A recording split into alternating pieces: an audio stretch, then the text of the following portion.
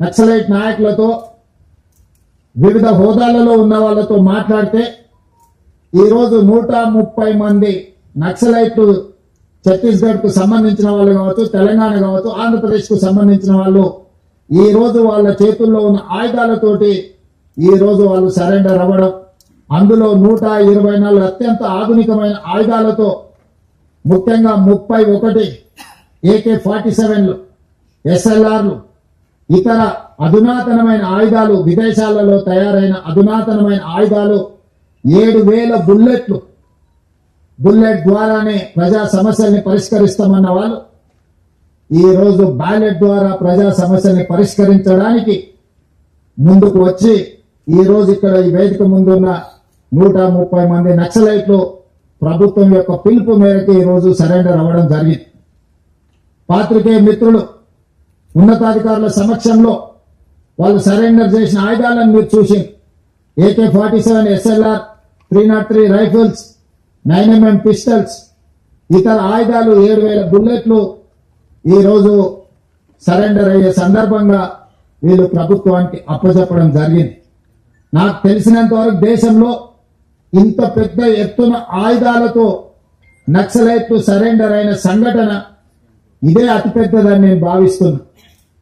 మా ప్రభుత్వం 2024 తర్వాత 721 మంది నక్సలైట్లను, దాదాపుగా 250కి పైగా ఆయుధాలను నక్సలైట్లు సరెండర్ అయినప్పుడు ప్రభుత్వానికి అప్పగించడం జరిగింది.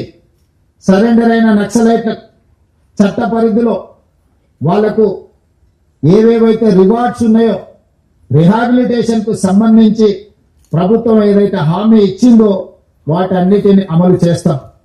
అదేవిధంగా దేవ్జీ దామోదర్ చంద్రన్న మాట్లాడినప్పుడు మీరు ప్రకటించిన రివార్డు తక్కువ ఉన్నది, మేము జీవితంలో కనీస అవసరాల కోసమైనా మేము జీవితం సాగించాలంటే కొంత అవార్డును పెంచండి, అదేవిధంగా నివసించడానికి ఇల్లు లాంటి వసతులను ఏర్పాటు చేయండి, ఎక్కడైనా అవకాశం ఉంటే వ్యవసాయం చేసుకోవడానికి కొంత భూమిని ఇవ్వండి, అదేవిధంగా సుదీర్ఘకాలం అడవులలో అజ్ఞాతవాసంలో పనిచేయడం వల్ల మా ఆరోగ్యం బాగా క్షీణించింది, మాకు వైద్య సహాయాన్ని కూడా అందించమని వారు మాకు విజ్ఞప్తి చేయడం జరిగింది. అందుకే ఈనాడు తెలంగాణ రాష్ట్ర ప్రభుత్వం తరఫున లొంగిపోయిన నక్సలైట్ల యొక్క ఆరోగ్యానికి ఒక ఆరోగ్య భద్రత కార్డు వాళ్ళకు ప్రత్యేకంగా ఇవ్వడమే కాకుండా నిమ్స్ లాంటి ఆసుపత్రిలో వాళ్ళకి పూర్తి స్థాయిలో వైద్యాన్ని అందించి వాళ్ళకు మెరుగైన వైద్యాన్ని అందించే బాధ్యత తెలంగాణ రాష్ట్ర ప్రభుత్వం తీసుకుంటుంది అని చెప్పి ఈ రోజు నేను తెలియజేస్తున్నా. అదేవిధంగా రివార్డు విషయంలో కూడా సెంట్రల్ కమిటీ కానీ, స్టేట్ కమిటీ కానీ, దళ కమాండర్లు కానీ, లేకపోతే వివిధ హోదాలలో ఉన్న వాళ్ళని కూడా వాళ్ళ యొక్క హోదాలను బట్టి ప్రభుత్వం కొంత ఉదారంగానే వ్యవహరించి వాళ్లకు మంచి ఆర్థిక సహాయాన్ని కూడా అందించడానికి తొందరలోనే డీజీపీ గారిని, చీఫ్ సెక్రటరీ గారిని, ఇతర అధికారులతో 1993లోనే ఆనాటి ఉమ్మడి ఆంధ్రప్రదేశ్లో నక్సలైట్ల యొక్క రిహాబిలిటేషన్ కోసం ప్రత్యేకమైన ప్యాకేజీలను ప్రకటించడం జరిగింది.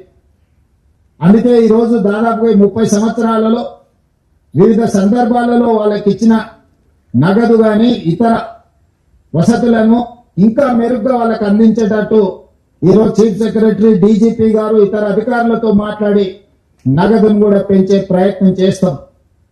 తెలంగాణలో ఉన్న అందరికీ ఇందిరమ్మ ఇల్లు కేటాయించడమే కాకుండా ఎక్కడైనా వాళ్ళకి ఇల్లు కట్టుకోవడానికి స్థలం లేకపోతే వాళ్ళ సొంత గ్రామాలలో ఇంటి స్థలాన్ని కూడా రాష్ట్ర ప్రభుత్వం కేటాయించి వాళ్ళు ఇల్లు కట్టుకోవడానికి కూడా రాష్ట్ర ప్రభుత్వము వాళ్లకు సహకారాన్ని అందిస్తుంది.